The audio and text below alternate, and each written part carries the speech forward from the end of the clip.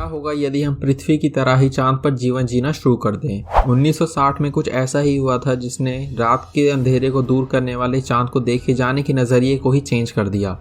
मौजूदा टेक्नोलॉजी और फाइनेंस की हेल्प से ह्यूमंस ने मून पर अपने स्पेस मिशन सेंड करने की शुरुआत करने की कोशिश की, पर जल्द ही फाइनेंस की कमी के कारण मून मिशन कंटिन्यू नहीं किया जा सका। लास्ट लूनर मिशन आज से लगभग 50 ईयर्स पहले किया गया था और 1972 के बाद किसी भी स्पेस एजेंसी ने चांद पर जाने की कोशिश नहीं की, बट जल्द ही ये चेंज होने वाला है और 50 ईयर्स लेटर किसी लूनर मिशन को अंजाम दिया जाएगा जिसे नाम दिया गया है अर्थमिस, जिसमें वर्ल्ड में मौजूद बेस्ट पब्लिक और प्राइवेट स्पेस एजेंसीज की हेल्प ली जाएगी एंड मे बी हम वहाँ पर रहकर मून को कॉलोनाइज कर सकें। यदि ऐसा पॉसिबल हो सका तो ये कॉलोनाइजेशन दिखने में कैसी होगी? क्या लूनर कॉलोनाइजेशन भी अर्थ की तरह ही होगी या फिर किसी साइफाई मूवी की तरह? इसके बारे में हम आज की इस वीडियो में जानेंगे। ये फर्स्ट टाइम नहीं होगा जब हम ह्यूमंस ने मून बेस बनाने के बारे में सोचा है। इवन 1969 में जब फर्स्ट ह्यूमन ने चांद की सरफेस पर अपने कदम रखे थे तो उस समय भी यूएस एयरफोर्स ऑलरेडी ऐसे ही प्लान पर काम कर रहा था, जिसमें अंडरग्राउंड व्हीकल्स को चांद की सरफेस पर यूज करने के बारे में बताया गया है। इवन इसी तरह के प्लान पर नासा भी काम कर रही थी, जिसके अकॉर्डिंग द सी और ट्रांसक्वेलिटी को फ्यूचर लैंडिंग साइट्स की तरह यूज किया जाना था। यदि आपको नहीं पता तो द सी और ट्रांसक्वेलिटी चांद की सरफेस पर उस जगह को कहा जाता है जिस जगह पर अपोलो 11 मिशन के स्पेसक्राफ्ट ने लैंड किया था एंड नासा प्लान्स के अकॉर्डिंग इस मून बेस को एनर्जी न्यूक्लियर रिएक्टर से मिलेगी, जिसमें एल्गी की हेल्प से बने एयर फिल्टरेशन सिस्टम की हेल्प ली जाएगी, जो नासा के मून बेस में मौजूद 30 मॉड्यूल्स में ऑक्सीजन सप्लाई का काम करेगा, जिसमें 7 modules living area, 8 modules operation area और 15 मॉड्यूल्स लॉजिस्टिक एरियाज की तरह यूज किए जाएंगे, जिसे चांद की सरफेस पर बनाने में 14,000 स्क्वायर फीट की एरिया की जरूरत पड़ेगी। नासा प्लान्स के अकॉर्डिंग साइज में इतने बड़े मून बेस पर केवल 21 लोगों का क्रू ही रहने वाला है यदि ये प्लान रियलिटी में चेंज होता है तो, बट अभी तक ऐसा नहीं हो सका और मैनकाइंड केवल चांद की सरफेस को ही टच करने में सक्सेसफुल रही है एंड स्पेस में रहने की जगह की खोज में हम केवल एक ही जगह को जानते हैं जहां इंसानों के रहने की पॉसिबिलिटी मौजूद है।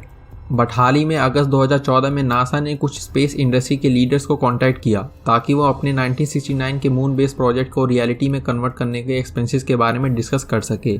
इवन कुछ लोगों का कहना है कि यदि नासा अपने लूनर बेस प्लान पर अभी काम करना शुरू करे तो इस प्रोजेक्ट को कंप्लीट होने में लगभग 2 से 3 साल का वक्त लगेगा। हालांकि इतने कम टाइम में किसी लूनर बेस के पूरे होने की कोई गारंटी नहीं है, बट माना जा रहा है कि नासा का अर्थमिस प्रोग्राम रियलिटी में चेंज होने के लिए पूरी तरह से रेडी है, जिसका मेन पर्पस फ्यूचर में होने वाले मार्स मिशन के लिए एक तरह से स्पेस स्टेशन की तरह वर्क करना है। बट ऐसा करने की क्या ज़रूरत है? हम मार्स मिशन को स्पेस में ऑलरेडी मौजूद स्पेस स्टेशन की हेल्प से अंजाम दे सकते हैं। इस सवाल का जवाब है चांद की सरफेस पर मौजूद ऑक्सीजन एंड हाइड्रोजन, जिसे फ्यूचर स्पेस मिशन में यूज़ किया जाएगा, जिसे मिशन में यूज़ होने वाले रॉकेट्स को पावर मिल सकेगी। इस तरह से चांद सभी स्पेस मिशन में एक तरह का रिफ्यूलिंग स्टेशन की तरह काम करेगा, जिससे स्पेस ट्रैवल के एक्सपेंसेस को काफ़ी कम किया जा सकेगा, जिसे स्पेसक्राफ्ट में लॉन्ग डिस्टेंस की टेंशन किए बिना ही मैक्सिमम क्वांटिटी में स्टोर किया जा सकेगा, जो किसी स्पेस मिशन को अर्थ से स्टार्ट करने की जगह चांद से स्टार्ट करने में बेटर ऑप्शन होगा। यदि ये सच में एक अच्छा ऑप्शन है तो चांद पर पहले किसी लूनर बेस को क्यों नहीं बनाया गया? वह चांद पर किसी बेस को बनाना एक ऑलरेडी काफ़ी बड़ा चैलेंज है, इसलिए नासा ने अपने इस मिशन में लार्ज पेलोड्स को चांद तक पहुंचाने में प्राइवेट कंपनीज की हेल्प लेनी ज़रूरी समझी। सेकंड प्रॉब्लम है टेम्परेचर। हालांकि स्पेस को काफ़ी कोल्ड जगह माना जाता है, बट किसी भी सरफेस पर सूरज की रोशनी पड़ते ही उस सरफेस का टेम्परेचर में काफ़ी ज़्यादा चेंजेस आ जाते हैं। जैसे कि जिस चांद की सरफेस पर सूरज की रोशनी पड़ती है उस सरफेस का टेम्परेचर 117 डिग्री सेल्सियस तक इंक्रीज हो जाता है, वहीं जिस सरफेस पर सनरेज नहीं पड़ती उस सरफेस का टेम्परेचर -7 डिग्रीज तक होता है। एंड थर्ड प्रॉब्लम है चांद की सरफेस पर गिरने वाले meteorites and high level of radiation, जिसे हम अर्थ पर फेस नहीं करते, जिसका कारण है अर्थ का एटमॉस्फेयर जो चांद पर मौजूद नहीं है, जिसका कंक्लूजन यह है कि किसी जगह को कॉलोनाइज करने के लिए वह जगह ऑलरेडी प्रेशराइज्ड एंड इंसुलेटेड होनी चाहिए, जो अर्थ के अलावा स्पेस में कहीं और नहीं पाई गई है। सो नेक्स्ट क्वेश्चन इज, ऐसी जगह स्पेस में और कहाँ होगी जिसे कॉलोनाइजेशन के लिए यूज़ किया जा सकेगा? क्या चांद पर पोलर रीजन्स सूटेबल जगह हो सकती है? चांद की पोलर रीजन्स में किसी बेस को इसलिए नहीं बनाया जा सकता क्योंकि इस तरह की जगह आइस से बनी होती हैं, जो स्ट्रक्चर में काफ़ी रफ होने के कारण किसी भी बेस को बनाने के लिए ज़रूरत से ज़्यादा कमज़ोर होती हैं।